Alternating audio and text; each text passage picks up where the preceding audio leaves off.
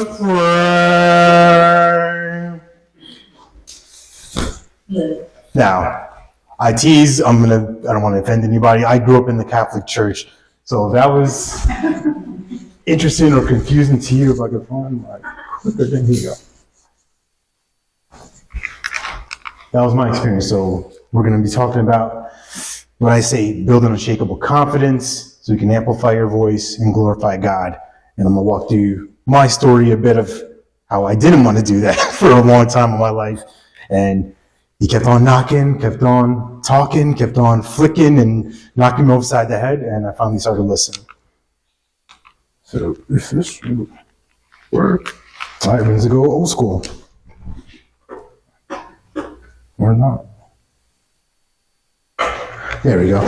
So that was my experience in the Catholic Church, trying to make sense of all of these, I'll call them rituals or sacraments. I grew up in New York, youngest of 4 kids. My parents immigrated from Haiti. So going through Catholic school, going through that whole program, that was my life. That was the life for my brothers and my sister. And every time I was in church, this was me. Doesn't make any sense, right? We'd have the altars here, the pews, week after week. Hail Marys, 10 Hail Marys, 10 Our Fathers, all sins absolved, we're good. But it never connected with me. I never understood, well, if it was that easy, then why are bad people still doing bad things? Why does this person have what I want? Or why can't I have the things that others have? Didn't make sense. And I wonder if that's like that for you or with your faith journeys, right? Did it make sense? Was it confusing? And I would go through, like I said, I'll go through the motions. So I'm gonna take you on this little path now of, look at that little handsome guy, little Alex here, right? That's the first grade, right? This is late 80s, so dating myself a bit. And then me as a teenager, at that time when I was in that picture, I started to see the world in a different way. I started to wonder, well, where am I? I don't fit in. I didn't feel like I fit in anywhere. Like I said, with my parents, they immigrated from Haiti, so our native tongue is Haitian Creole, French. My older sister, my older brothers, cousins, aunts, grandmas, everybody could speak it except for, take a guess. So I was literally in spaces, kind of like I was church. They're speaking to me. I don't understand. I don't get it. I'm feeling awkward. I want to be by myself. I want to withdraw and get away. My parents wanted us to have good education, so they put us in schools, predominantly white schools, right, Catholic schools. So I'd be one of the few faces of color in the room. That's a little awkward. That's a little weird. And then when I go back home, in my community, in my environment, grew up in a diverse neighborhood, blacks, Latinos, Asians, whites, and I'd be the preppy kid in like a little blazer. My friends would have jeans on, Jordans, Timberlands, and I've got like penny loafers on. So I'm finding all this evidence of I don't fit in, I don't belong, I'm not here. And questions in my mind started ringing up, well, God, why'd you make me like this? Why can't I just be normal, quote unquote? It's all right. And I struggled. I struggled with this identity. I struggled with this picture of myself that I don't fit in anywhere. Who am I? Even though I was fairly popular, I was a fun guy, I was athletic, I was the class clown in a lot of places, but that was really a mask for me to keep people at arm's length. Because if they looked a little closer, they found out who the real me was, they'd find out that I was pretty insecure, I was pretty inadequate, and that I didn't think that I had any value to offer. So that seed, that little Alex, it starts to grow, and I find athletics, I find football. All right, getting a little confidence now. Love sports, love tackling people, like to hit people, and and be with other friends and have that bond, right? Feel like I'm part of something bigger than myself. There we go. Good job. Then around 14, I find this thing called marijuana. It's like, that's pretty cool. It's not too bad. And I'm going to do some different challenges in high school, right? Some different bullies, not being quite the ladies' man as I hope to be. And like I said, this little seed, this little insecure seed, he's growing. And by 15, I decided, you know what? Football, no more. Basketball, I'm gonna smoke. Then I realized it takes money to fund a habit, right? Get cigarettes, get all this stuff. So what's next? I gotta steal. I gotta steal. Taking from people's lockers, taking purses, breaking into cars, going to houses, taking whatever I could. And every time I was like, this isn't me, right? You have that sinking feeling in the middle of your walk, your deviated walk of, man, I shouldn't be doing this. This is the last time. Listen, God, I promise. This really is. This is gonna be a last time, but the last time is never really the last time because something happens. Get the itch, the grip, as I like to call it. And I was for years, pills, powders, whatever. To college, alcohol. I didn't even like beer, to tell you the truth. But every night, every weekend, all right, 10 beers in, few shots here. What happened?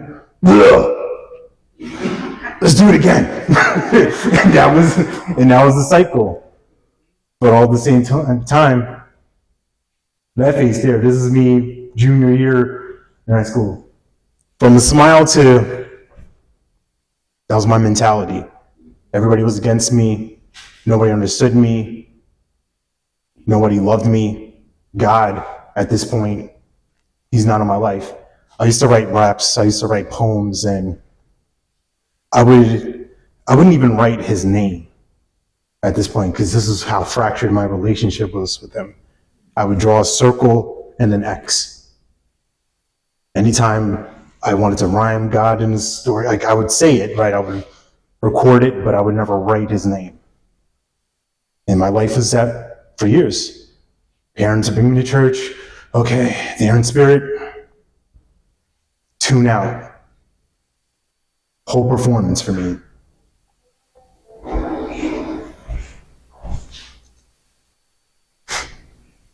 So I just want to show you, like, this is what it really looks like. This is me, 17 again, at what they call a confirmation. I don't know if anyone's familiar with that. That's one of the sacraments. It's basically like kind of an adult baptism in the Catholic Church. So there I am, supposed to be confirmed, go through the sacrament of like, I give my life to God, but I have no relationship with God, but a hypocrite. It's my mom, rest her soul, my father, uncle, cousins, my grandma, rest her soul as well. Does that look like a face of somebody who's thrilled to be there? Whole time I'm thinking, I want to get out of here. I'm sweating in the suit, I hate it. But I didn't say anything, I didn't speak up for myself. I couldn't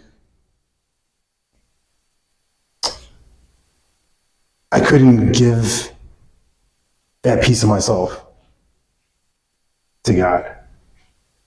And my mom, she was relentless about it, right? She was the type of person you go into the house and there's telecare on TV, right? she's got people from the church doing the Hail Marys, right? It's a whole deal, and I hated it.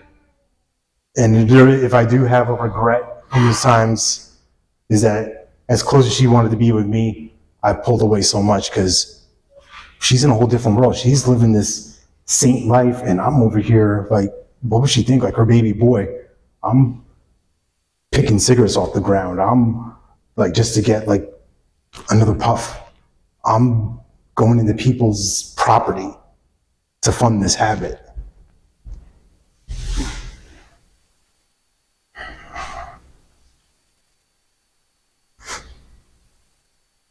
So before I get to like this turning point, something happened for me in college that was really important. I fell in love.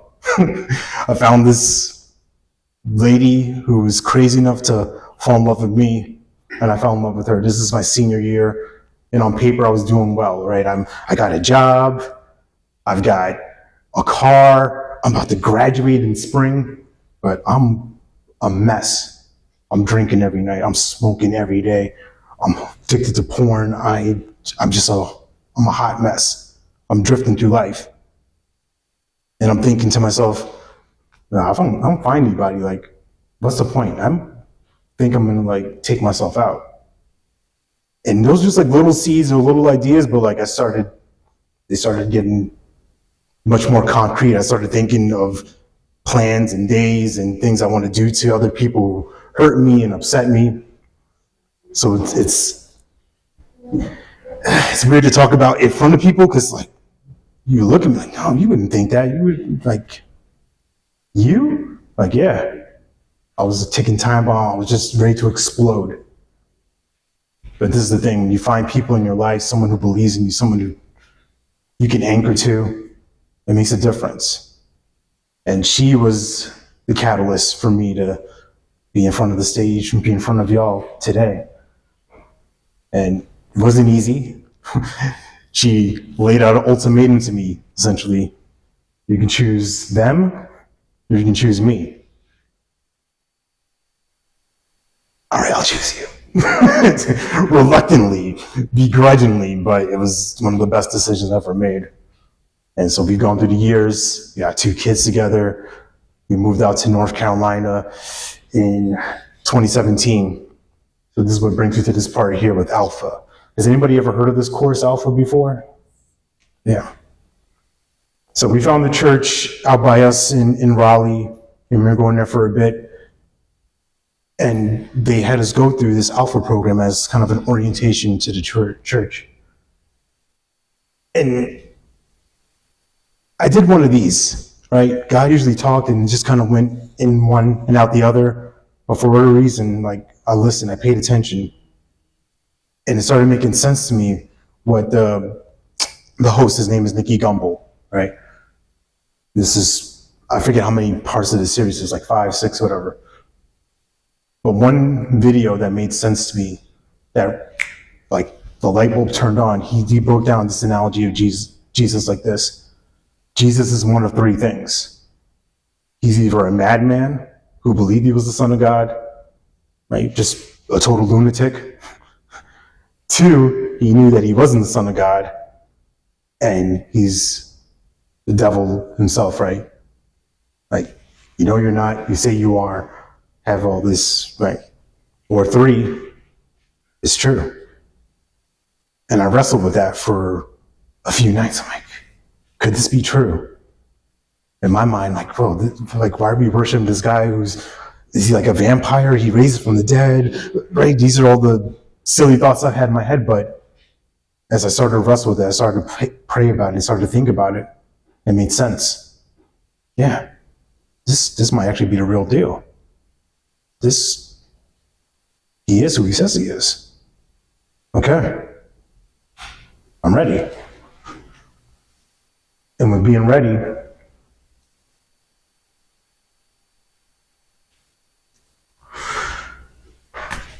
I get to start a legacy of belief, of hope with my family. So that first picture over there, that's December 10th, 2017. Renewed, reborn, his.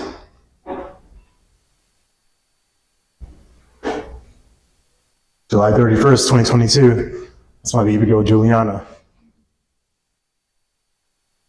She decided to give her life to him. And not too long ago, literally last month, January 26th, that's my little guy, AJ, 9 years old. And I was hesitant with him. I was like, listen, you're a little bit of a wild child. You're a little, he gets it from his mom's side, the wild side. But he was like, I'm ready. We had conversations, discussed, like, hey, what do you think this means? Like, do you know what you're asking for? To take up your cross, to be like him. I don't think it's him. And so he decided he wanted to make that choice, make that decision. And I'm so proud of him because it took me in my 30s to figure it out, right? They baptize you when you're a baby in the Catholic Church, so there's not really a consenting thing, right? And even with the confirmation, like, yes, I said the words, but in the heart, I wasn't. So yeah, that's those are the pieces, and I'm sharing this with you because I want to have you tap into, like, where are you at? Like, what led you to him? What drew you to him? What was the thing? What was that spark that made you say, I'm tired of losing in life. I'm tired of life being this way as default, as I like to call it, right? This is how it is. This is how it's going to be. Nothing I can do. Versus, I can design my life. I actually get a choice. I actually can do things different than what has been laid out before me. And they have that opportunity. They have that chance. So this is one of my favorite verses, right? This is a verse that I don't know why it pops up everywhere I go.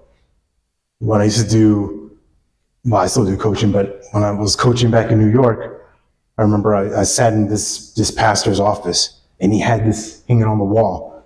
I was like, hey, you got my verse on your wall. He's like, it's meant to be. And all the difficulties, all the adversity, all the things I went through, it was all for a purpose. Even though at the time, you're wondering, when's it going to end? Why can't I just get out of this mess? Why can't I just put this stuff down? But I gotta pick it up. I gotta just use it again. It'll be better. This will be the last time. I promise. Last time. I promise. And it's never the last time.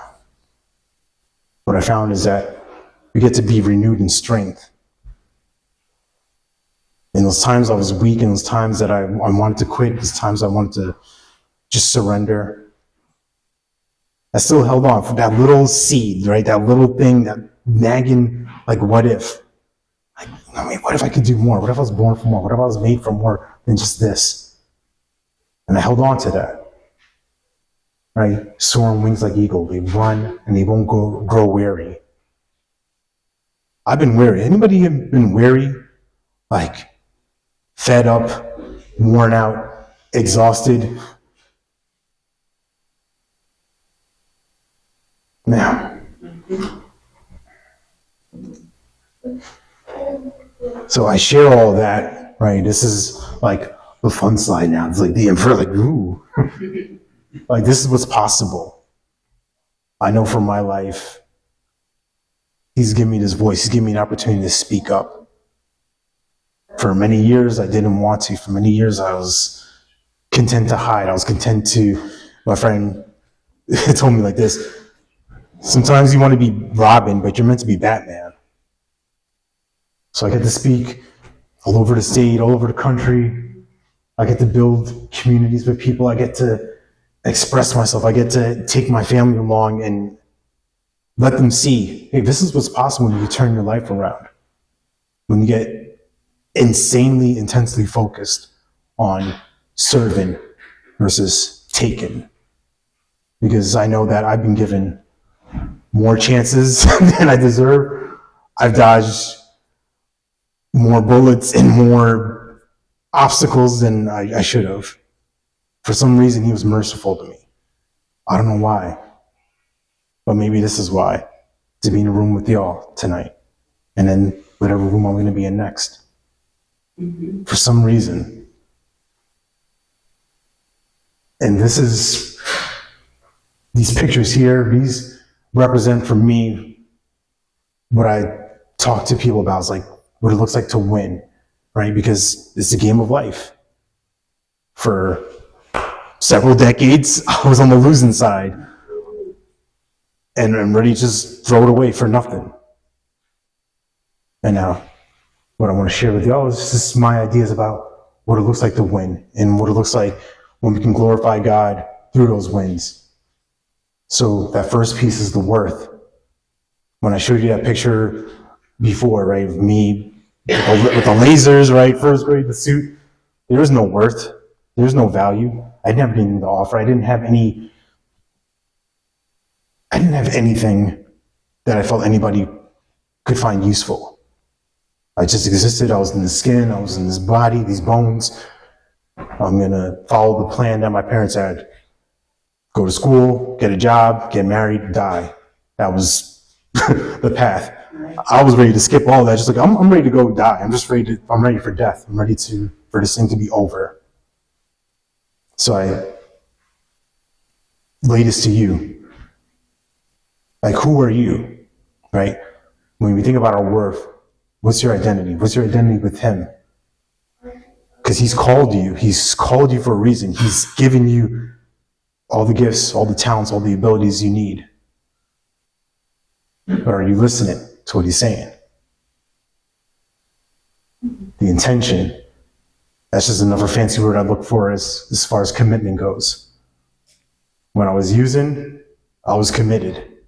Every day, I'm going to get high. No matter what.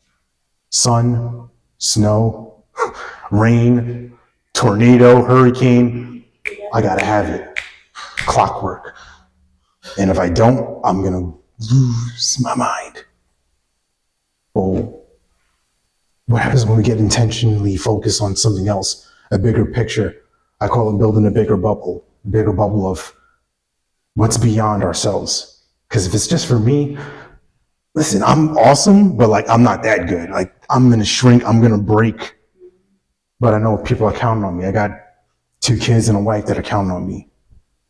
I got people that I had never even met before that are counting on me to do what I do. I'm not here to be the savior, but I know that I'm a messenger. I know that there's something that he's put onto me that I get to share with the world. And the last piece is the network. My wife was smart enough to see it. She was smart enough to see, man, you're out 1 o'clock in the morning, 2 o'clock in the morning with these dudes. Nothing good's gonna happen. My mom, you guys can help me finish this, right? She would say, birds of a feather. Yeah. And it was true. My friends would be like, oh, Alex, you're doing this. Don't you know this is going to lead you to... I ain't got time to hear that. I'm not going to be like that. Your network. Who are the people you're around? Who are the people you surround yourself with? Obviously, you here as a tight group, as a tight community, celebrating victories, celebrating recovery, right? Now, as damaged individuals, we all got to come together to heal each other. We all need each other. I had this belief that I could do it all on my own. Lone wolf. I got this. Anybody ever got this before? Oh, yeah. Everybody got before? Yeah.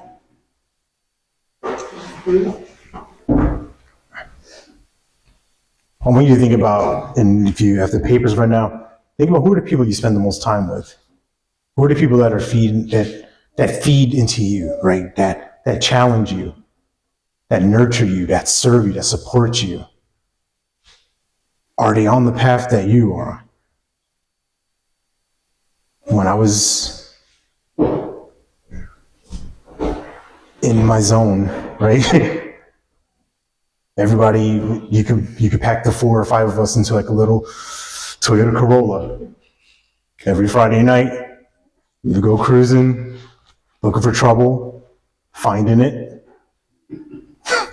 It's just a matter of time. And now I think about who are the people that are encouraging me. Outside of my family, right? They're supposed to, but the people we surround ourselves, right? The network, the orbit, I like to call it.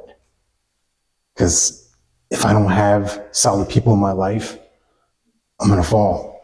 I'm gonna crumble. I'm blessed to have a church family out in the Raleigh area. where now I get to mentor and minister to teens and middle schoolers and teenagers, high schoolers. I wasn't thinking about that. I always tell them, at your age, to find me in a room like this, like someone would have to either like the judge would have to put me here, or someone would have to like get the straitjacket and like take me to the chair. So I honored them. I commend you, even you, young lady, like being here on a night like this. There's so much life that I wasted,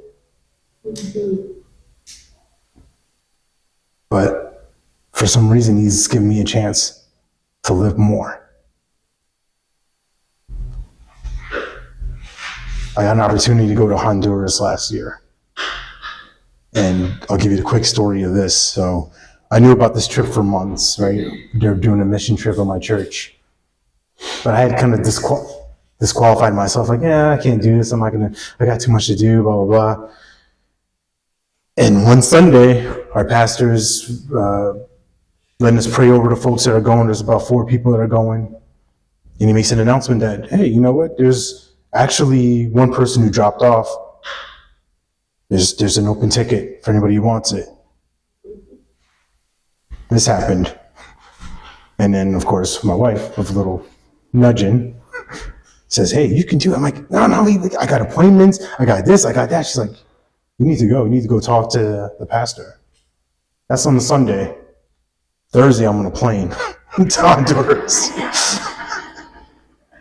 And keep in mind, this, at the time of the year, this is November, it's hurricane season, it's tropical storm season.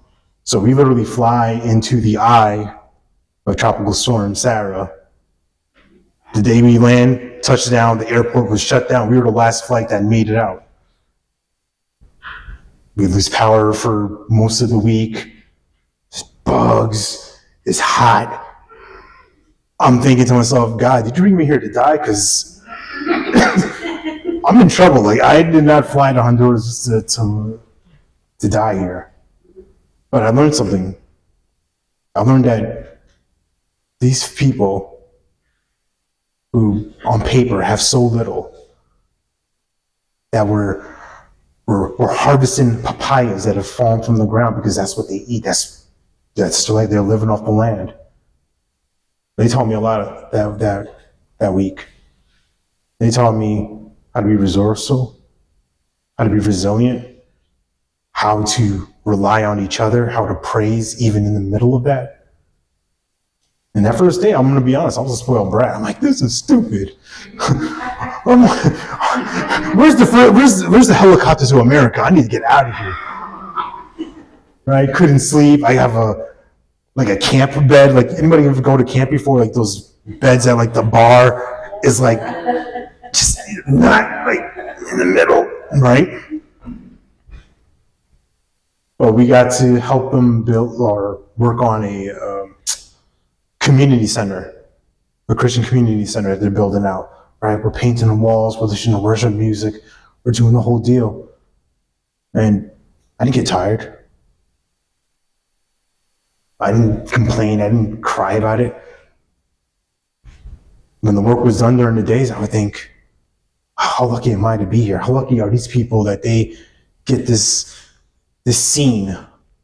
Like, this is how God works. He puts a sinner like me in a place where these individuals, right, if financially, no, but praise level, like belief level, through the roof.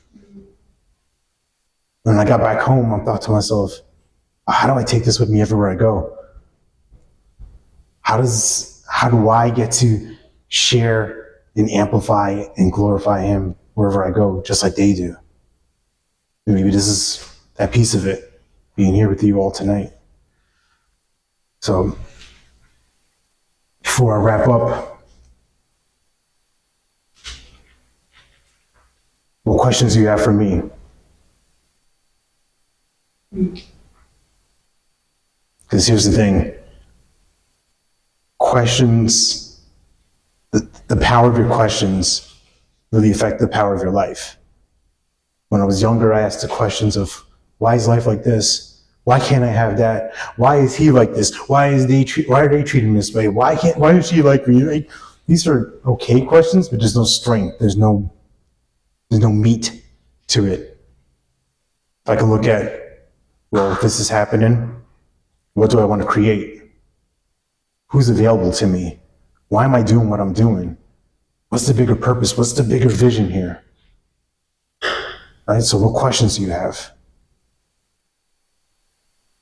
And what are you asking yourself? Do you have a question? I see the wheels turn. I was like, so I want to leave you with something, right? So if you have phones, you can take this QR code and scan it. This is from a book that I contributed to last year called The Journey of Riches. So it's essentially my life story, a little bit more drawn out in detail from what I just shared with you tonight. And it's a multi-author book. It's with 10 other authors. I think the picture was up there before. And just a little bit of feedback of like, hey, this is what you got from this, this a fair exchange, right? I'll take you to a little quick questionnaire like, hey, was this presentation good, blah, blah, blah. You can write whatever you want, but it's me, the gift itself is an audio reading of that book, of that chapter, of my chapter, along with some commentary, because it's essentially my life story in 5,000 words. It's hard to put everything into proper context, so I kind of do a little podcast after that. So it's a gift to you. It's just for y'all. There's nothing else you have to do with that. Yeah, just one thing to say. In the beginning, we were conversing about Catholicism. Yeah. And how our lives could compare on that. And then when you picked up the Isaiah scripture, if you look at my Facebook page, and if you were to look at all of my computer passwords for 50 years that I worked in the insurance business, it was always the same thing. I never changed it. If I changed jobs, it won't with me. But my beliefs, my scriptures, and my issues with Catholicism. Yeah. Just like yours. Yeah. Yeah. Thank God you found your way in the direction. Yeah. Yeah. It took a lot. I remember one of the first real rifts with me in Catholicism. God, I must have been like 7 or 8 years old. And we were having a barbecue, and like I said, my mom invites everybody and anybody to the barbecue. And one of the priests were there. And I know it's not like an illegal thing. It's not the wrong thing. But I just remember him taking out these Marlboro Reds and smoking. I was like, is he supposed to be smoking? Right? I was like, I think in my mind, I knew that wasn't right. He shouldn't be doing that. And that was the first time, wait a minute, he's supposed to be holier than thou, quote unquote. The whole deal. And he's got a beer, he's got a smoke in his hand. I'm like, I was like, something's off with this. This doesn't make sense. Yeah. Exactly. It's like that's. So I know it sounds like a judgment, but that's my young mind. I was like, something's not computing here. That's not supposed to happen. Yeah. I knew it wasn't right because, like you said, I was raised in a Baptist family. Yeah. Married a Catholic and 17, and then I see this, and it's like, that's not the way I believe. Right. Yeah, and even with the schools I attended, right? I was in Catholic school pretty much, K through 12. And you want to find a place to destroy your life, go to a Catholic high school where everything and anything's available. And So I did mine. I thought that was the thing to do. yeah, and there's no accountability. Nobody cares. Nobody's looking out. Anyway. I was going to ask you real quick about the Alpha series. Where did you hear about that? Is it the British guy that told? Yeah, Nicky Gumbel. I saw that in jail. They had it on the tablet, and that was super helpful to me, the Alpha series, and some of the analogies that he uses in jail on the tablet. They provided it for us. And I was like really into that. Where'd you hear about that? At this church. So it was, I won't name the church, but I was going there for a bit, and then that was their orientation into being a new member. So we moved to North Carolina in September of 2017, linked up with that church, and then by December, right? So things happened fast, and even just us getting to North Carolina was a fast decision God put on our hearts. I told the story like this. It took us 8 years to figure out how to move in 8 weeks, right? Because we're like, we got to get out of New York. We're not going to be able to afford a house. What are we going to do? And a lot of that was like procrastination, right? Like, we got kids, we have no money, we're just going through life drifting. And like 4th of July weekend, we decide, all right, let's just go scope out the area, because we've been thinking about Georgia, we've been thinking about Florida, North Carolina, obviously, South Carolina. We just got to see it. We just got to like get a taste. So like we went to Johnson County. That's where I'm living at now. And I remember the first day we got here on that trip, I'm thinking it's like a New York summer. So I'm in sweatpants.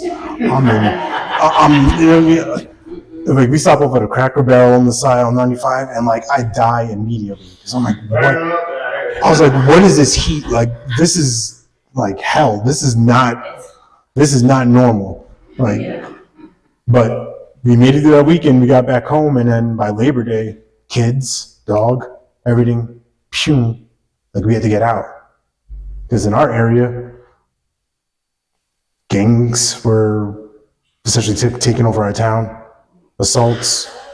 These 2 girls were murdered like a block away from us, like beheaded. Like it was a horrible situation. Like, we need to get out. Like, Where was that at? this town called Brentwood, New York. Yeah, I worked up in that area. It's pretty bad. Yeah. About that town. It wasn't bad when I was growing up, but it just progressed. Like, I remember when I went to college, I went away for a year upstate New York.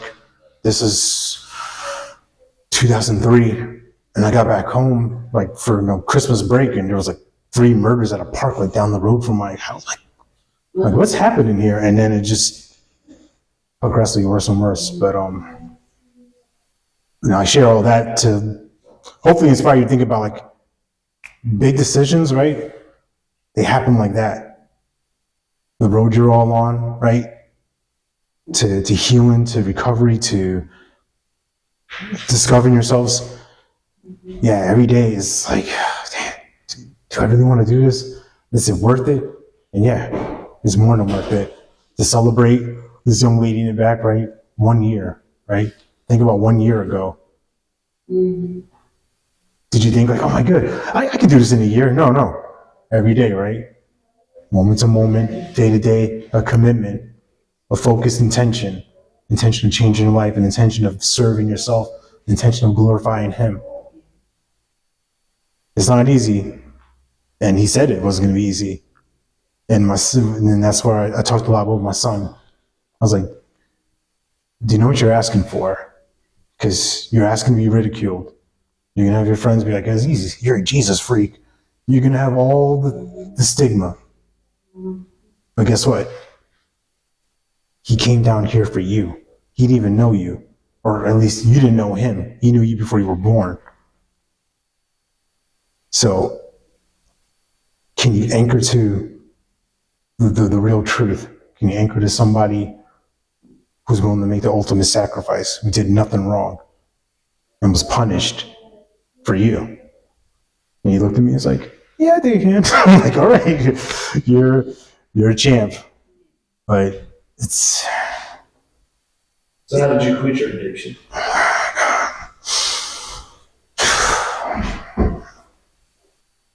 First it was tough. I was at a point where I was winding down because like I started feeling like physically sick. Like I would smoke. I was like, I don't really feel good. And it just came to a point, like my wife said with the ultimatum, get away from your friends, get away from your people. So I literally just cut them off. And yeah, I think I just cold turkey. And at least at that point, it was just the weed, like cocaine. I did a couple times, but like I didn't really like it. Heroin, ecstasy, all these different things. Like they're out of my price budget. Right? I priced myself up with those drugs. But yeah, it was just a matter of it just stopping. I just literally just stopped. Like at that point, I wasn't even smoking cigarettes anymore. And I just let it go. I just stopped. And God, it was so tough. Because every thought, right? I was in a space where everything was consumed. Like I just wanted, like all the time. And it didn't matter.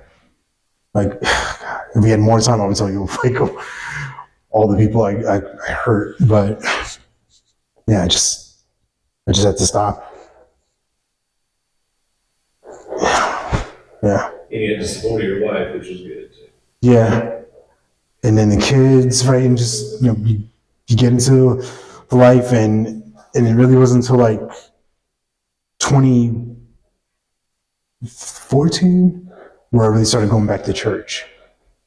Because, but I had a daughter there, and I was like, you know what? It'd be good for her to have something. Like my wife was like, come on, you gotta go to church, I'm like, and I have Catholic brain. I'm like, I'm not sitting in a church hearing people saying, wasting an hour of my day, I could be watching football and all the silly things. But eventually, she's relentless, like he is. She just kept coming after me, listening. I kept walking through the door, feeling a little bit better each time I went to a service, interacting with people, and then the big change really moving down here. We had to literally separate ourselves from everybody and then just start fresh. And even though things didn't work out with that earlier church, where we're at now, I'm really happy with, because I feel accepted, I feel welcomed, and I'm actually able to, like I said, do these things with working with the kids and helping them out, and then being able to be a part of this mission trip and be with like an entrepreneur group and like men's groups, right? And just these different people feeding into me, and I get to give back to them too. And so that's why like that network piece, it's so important, because I lived my life for so long just alone. Even though I had friends, I had family, I had people around me, nobody could ever get close to me. I wouldn't let them in. Yeah. So did your parents and family know that you were using drugs, and when did your mother pass away during this? Oh, thank you for asking. Yeah, she passed in April 2015, so it's going to be almost 10 years. She passed 3 days after my son was born. But it was a long-going thing, strokes. She had broken her leg. That was really like the beginning of the end, right? She broke her leg in October 2014, was in rehab facilities. Then forced her way out. And the first day she got back home, she fell, broke again. Easter weekend, 2015, strokes, unresponsive, and then just went. But to answer your question about my family, I'd like to think I was like slick, but I'm pretty sure they had an idea, or at least knew that something was wrong, but like we didn't talk about things like that. We didn't talk about it. Yeah, like I would be around stoners and smokers all day and like spray some cologne, spray my fingertips, like, chew all the gum and think that, well, my mom picks me up from school, I'm next to her, right? Like, here we are, we're in the car. I don't reek, windows open, she didn't throw anything, right? Bloodshot eyes, I was a real wreck. Plus, I had hair back then, so like all the smoke is in my hair. But yeah, but my brothers. All right, so I'll tell you this. So the closest brother in age to me is 6 years apart, and I have another brother who's 7 years.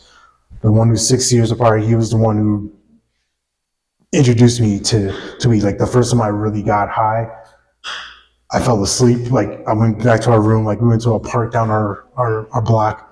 I went to sleep. I'm like, man, I'm tired. Like I didn't know what I was. I was just, sleepy.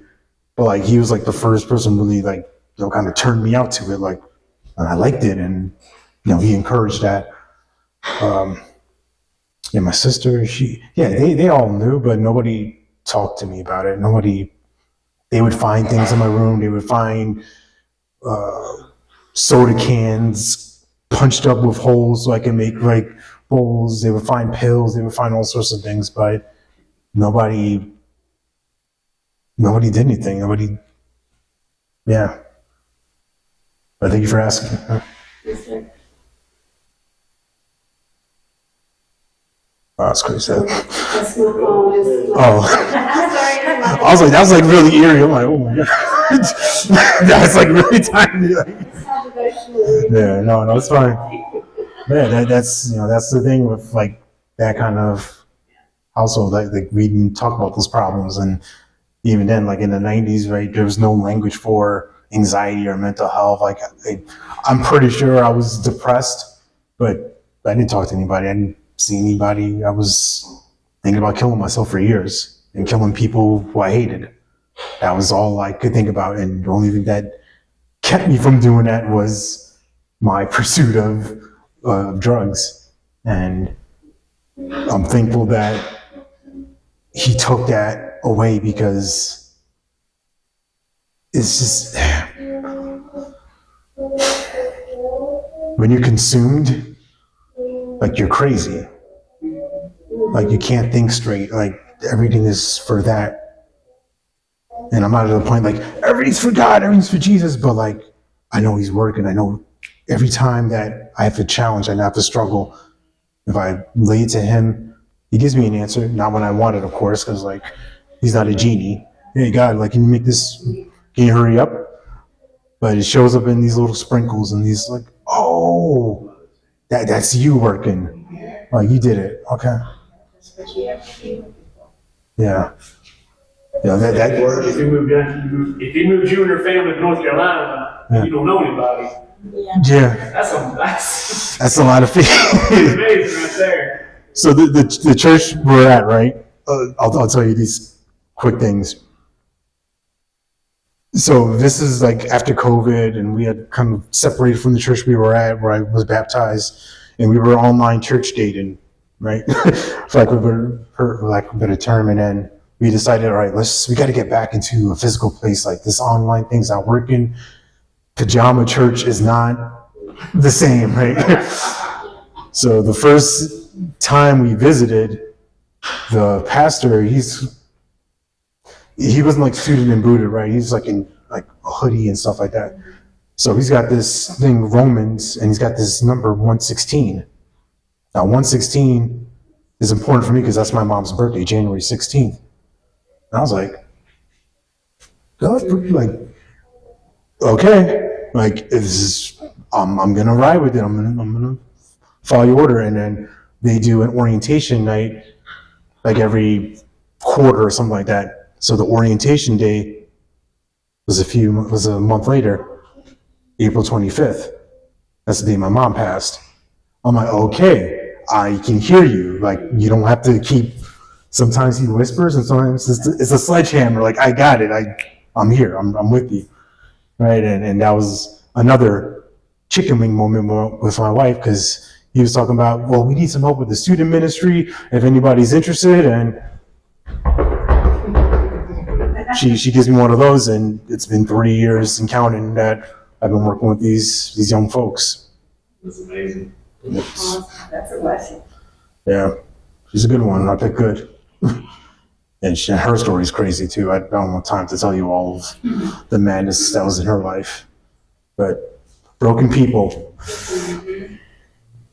So that's it. It's my time. If you have any questions, anything, Thank you so much for sharing. yeah, thank you. Thank you for listening.